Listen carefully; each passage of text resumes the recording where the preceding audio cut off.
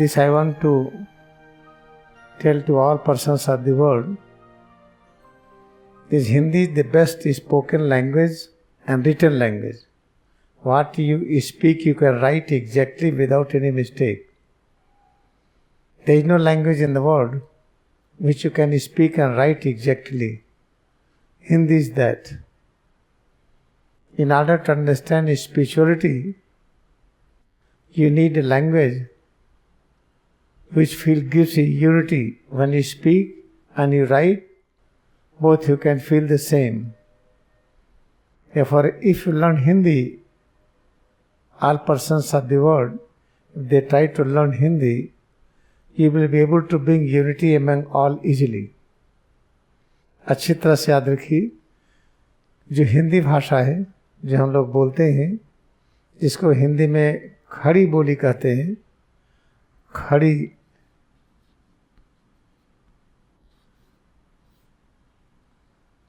ये खड़ी बोली, जिसको कोई शुद्ध हिंदी कहते हैं, कोई शुद्ध और अशुद्ध हिंदी नहीं है।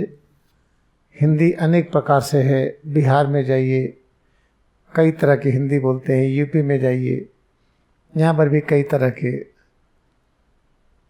इस तरीके से। लेकिन जो खड़ी हिंदी है, ये सभी राष्ट्र में, सभी देश में एक तरह से है। जो आप बोलेंगे वो लिखेंगे। इसे जो हिंदी वास्तव में सीखने का प्रयत्न करता है, उसको विश्व एकता समझने में आसानी होती है।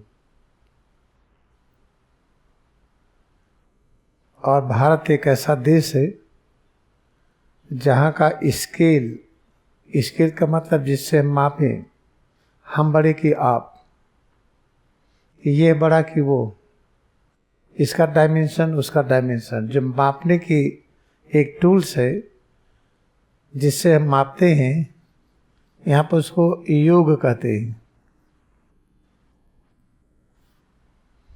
योग क्या है? दूरी की शून्यता। जब दूरी की शून्यता है तो ना हम बड़े हैं ना आप, ना हम छोटे हैं ना आप। हम भारत देश में रह करके भी भारतीय संस्कृति को नहीं अपना पा रहे हैं। जैसे हम दिन हो, सूरज उगे हो, लेकिन प्रकाश न दिखाई पड़े, हम कहते हैं रात्रि है। तो कितनी बड़ी गलती है। हम भारत में रह रहे हैं जहाँ जो मापने का स्केल है, हम अपने को मापें, अपनी बुद्धि, अपना मन, अपना अस्तित्व, और आपको मापें। या हम किसी पेड़ को, किसी जानवर को, किसी ईंट पत्थर को, किसी भी रचना को, तो हम किस स्केल से नापें? वो योग का स्केल। योग के स्केल से नापते हैं तो क्या समझ में आता है? जिसको दूरी कहते हैं, इसी दूरी को अंग्रेजी में स्पेस कहते हैं, इसी को लैंड कहते हैं,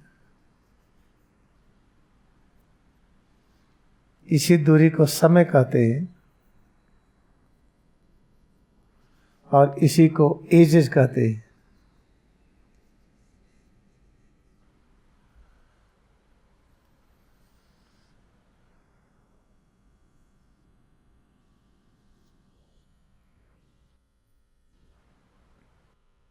योग स्केल है, इसी देश का है ये। तो ये देश क्या कहता है कि हम तो अमेरिका में भी हैं। कोलंबस जब भारत की खोज करने लगा, अमेरिका पहुंचा, उसका नाम रख दिया रेड इंडियन। कनाडा गया, वहाँ रेड इंडियन। तो वहाँ भी इंडियन, वहाँ भी इंडियन, यहाँ तो इंडियन है ही। तो इंडियन का अर्थ क्या है? जो आदमी अपने मेजरमेंट को, अपने मापन को, अब हम कौन है, आप कौन है, इसको जानने का जो शैली है, जो मापने का, समझने का जो अस्त्र है, वो योग है। ये दूरी की शून्यता। तो अपने देश में इस माध्यम से, इस विचार से नहीं रह रहे। अभी देखिए, हम और देशों की जो विभाजनकारी नीति है उस पर चल, जैसे पार्लियामेंट में किस लिए बनाया गया? किसने बनाया? अंग्रेजों ने बनाया। तो अगर अंग्रेजों के बनाए हुए पार्लियामेंट का नाम भी हम ले रहे हैं, हम अपनी भारतीय संस्कृति को नहीं स्वीकार कर रहे हैं। उसने इलेक्शन का नियम, फिर एमएलए होगा, एमपी होगा, किसने बनाया? अंग्रेजों ने बनाया। तो अपने भारतीय संस्कृति में कहाँ है? तो इस तरीके से आप देखिए कि हम भारत में रह करके अपनी संस्कृति को स्वीकार न करें, इसलिए हम सुखी नहीं रहते। तो करें क्या?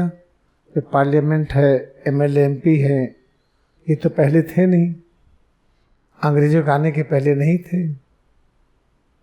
जहाँ अंग्रेज जब आए उस समय की यहाँ संस्कृति उसके कुछ पहले की और लीजिए तो बड़ा सुखमय था। तो है क्या, चूंकि अंग्रेज लोग सफ़ेद रंग के होते हैं, गोरे होते हैं, हम भारत लोगों से आकर्षित होते गए और अपना दिमाग लगा करके हम सबको नौकरी देते गए। हमारे जो जातिवाद है, इसी जातिवाद के इस दोष को ले करके अंग्रेजों ने हमको बांटना स्वीकार किया। जो लोग अछूत कहे जाते थे, जिनको कहा जाता कुर्सी पर न बैठे, वो तनख्वाह दिए, कुर्सी पर बैठाए, सम्मान किए और उनको पुलिस बनाए, आर्मी में भर्ती किए और उन्हीं के द्वारा भारत के अन्य लोगों को जेल में भेजे। जलियांवाला बाग में सबको गोली से उड़ा दिए। अपनी जब भारतीय संस्कृति हम भूल गए, तब इस तरह की दुर्दशा में आ गई और लोग हम पर आक्रमण करके हम पर राज्य करने लगे, अधिकार करने लगे।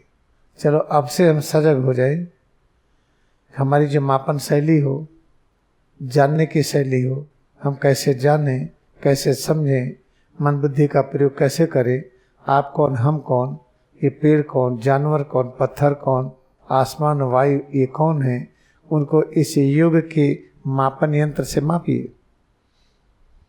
तब आपको एक चीज नजर आएगी कि हम बड़े कि आसमान, हम बड़े आसमान, इसकी चर्चा ही नहीं होनी चाहिए।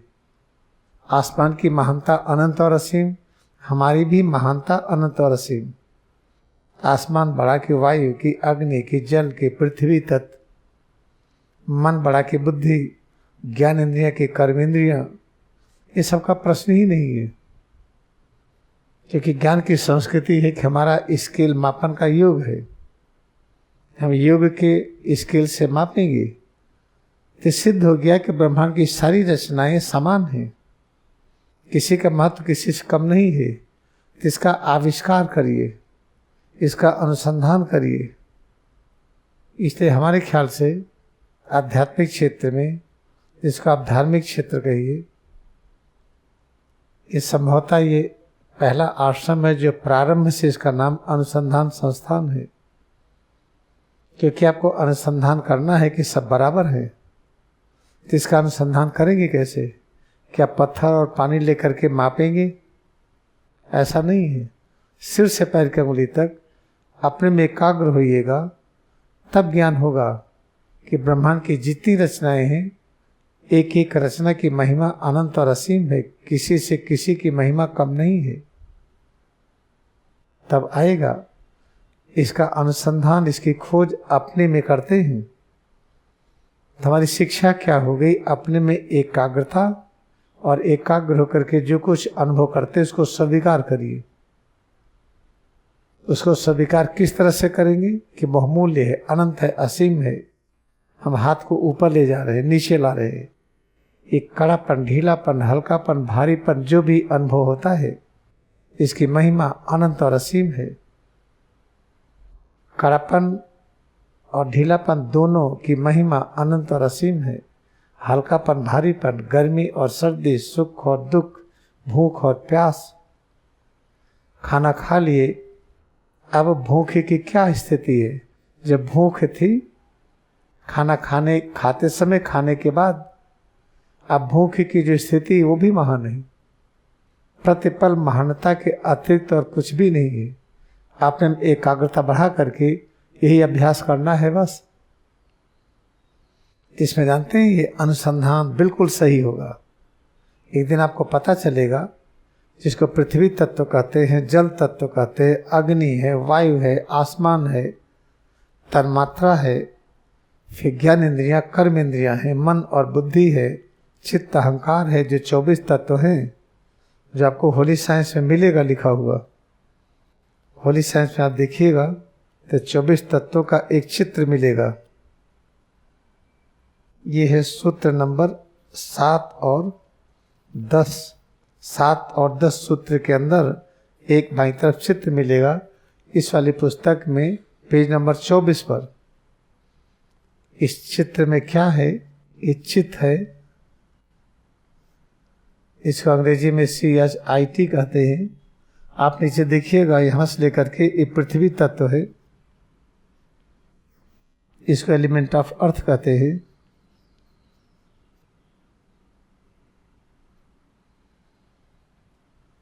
ये चित्त से लेके पृथ्वी तक 24 तत्व सब बराबर हैं, किसी से कोई कम, किसी से कोई अधिक ये नहीं है।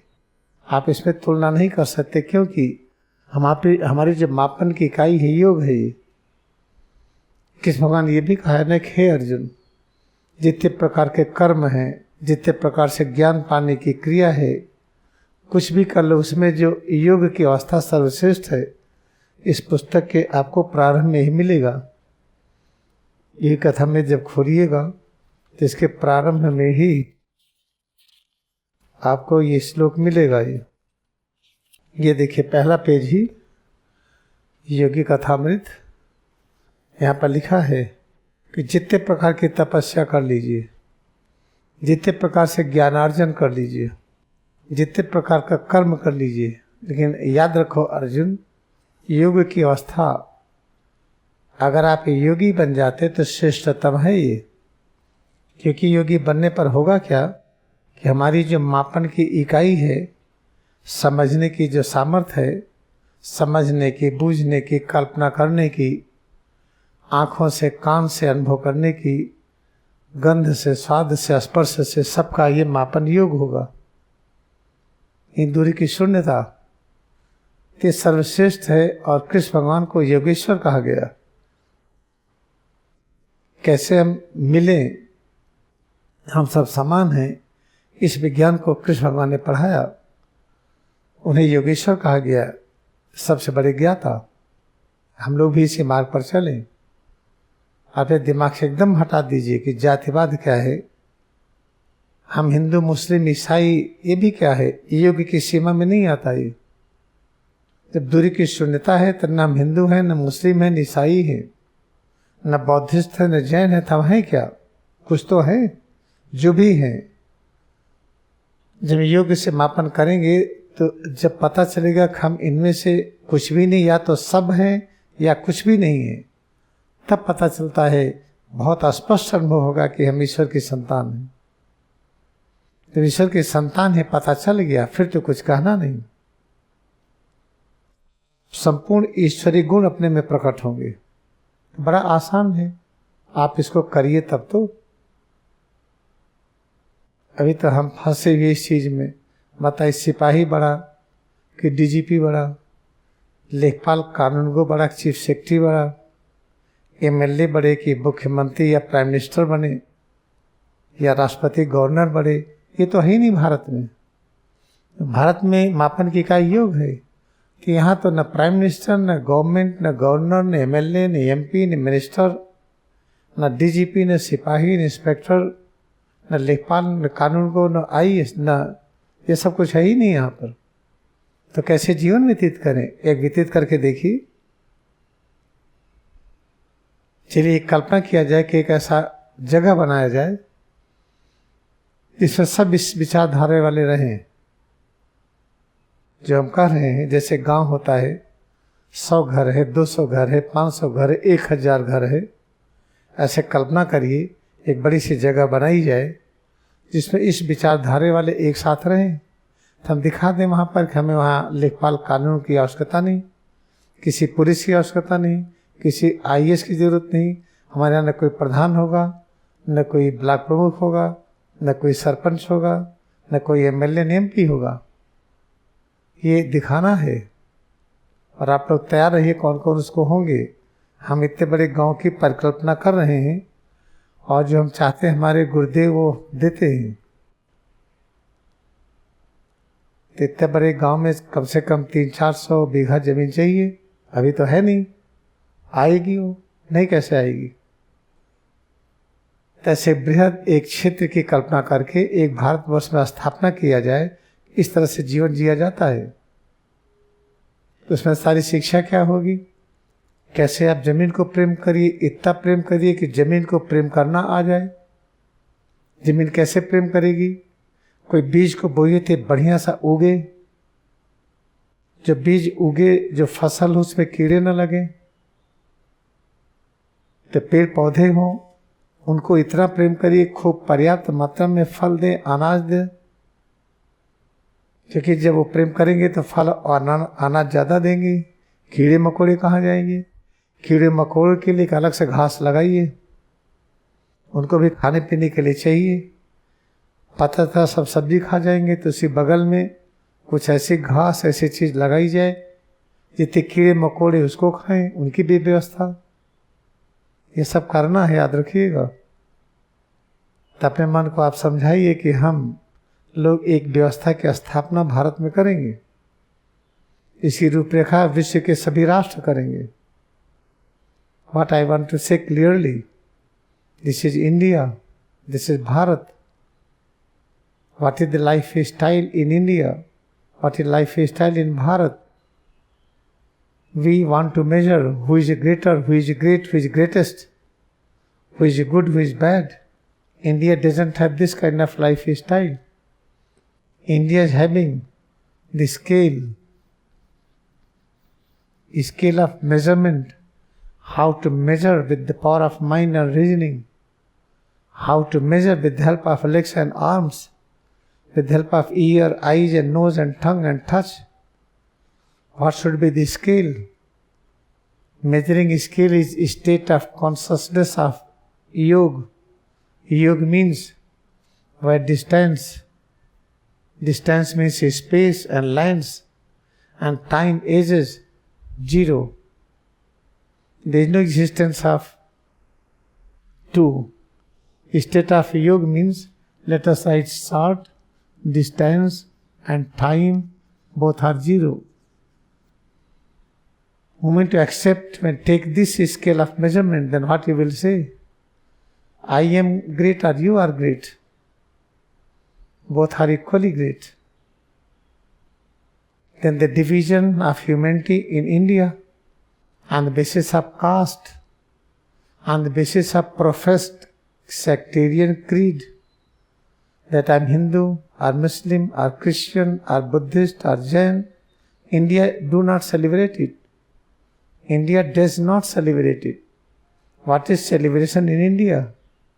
You can say, if I am Hindu, at the same time I am Christian, I am Muslim, I am Buddhist, I am Jain, I am follower of Kabir and Nanak, everybody. I am all in all, otherwise I am none. Then what you will say? Then I am not Hindu, I am not Muslim, I am not Christian, I am not Buddhist, I am not Jain. Then what I am? We all are equal. Not only this, India celebrates a highest truth. What is the highest truth? Let us think of the sky and air, fire element, water and earth, many varieties of plants, microscopic and megascopic, big plant, small plant, big plant is called tree, and ocean and lake, a river, all are equally great. You cannot compare. This is ocean, there is very big, this is the pond, this is small, this is small river, this is the big river, this is the pure river, this is impure river. You cannot say this. Moment to select the scale of yoga, then what will live Indian lifestyle. Indian lifestyle is called live like consciousness of Bharat. Bharat means oneness with the complete knowledge. This is the way we have to live. Therefore, I am trying to get this work done in India. Let us select that. We are 500 people. We 500 decided we are going to celebrate existence of yoga.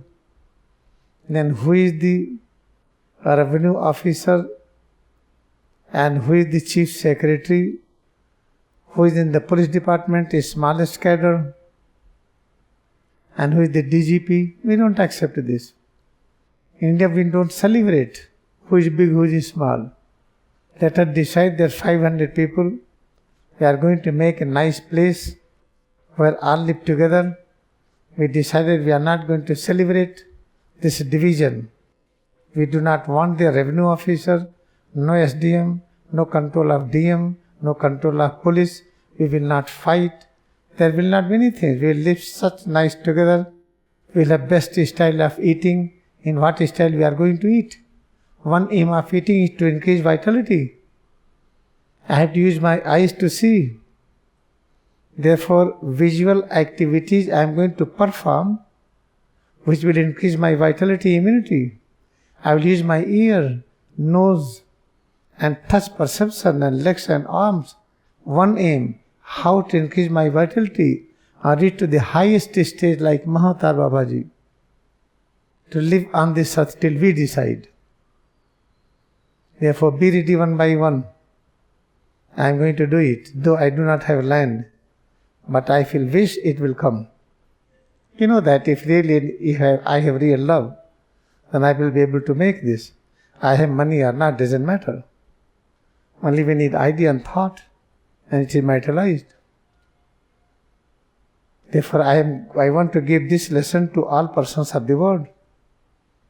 Wherever you live, all nations should have unity. When nations have unity, then we do not need immigration check. We do not need passport. We do not need nothing. Let anybody can live anywhere.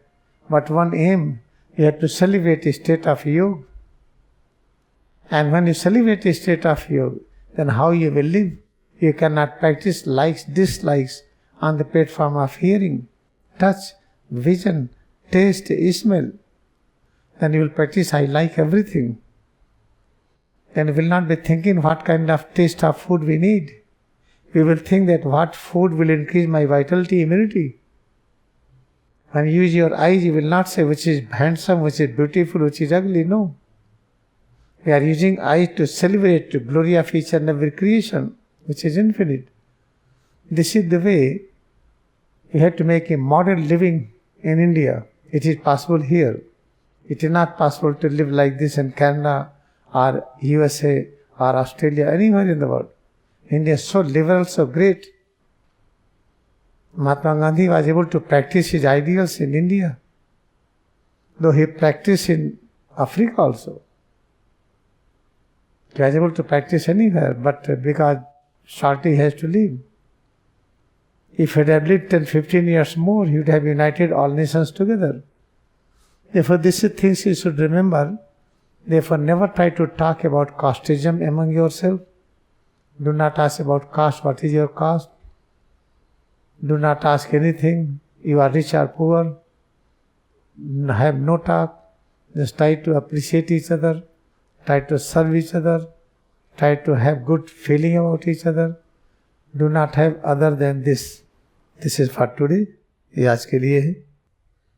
Now let us bow down to our devotion in Kriya Yoga meditation.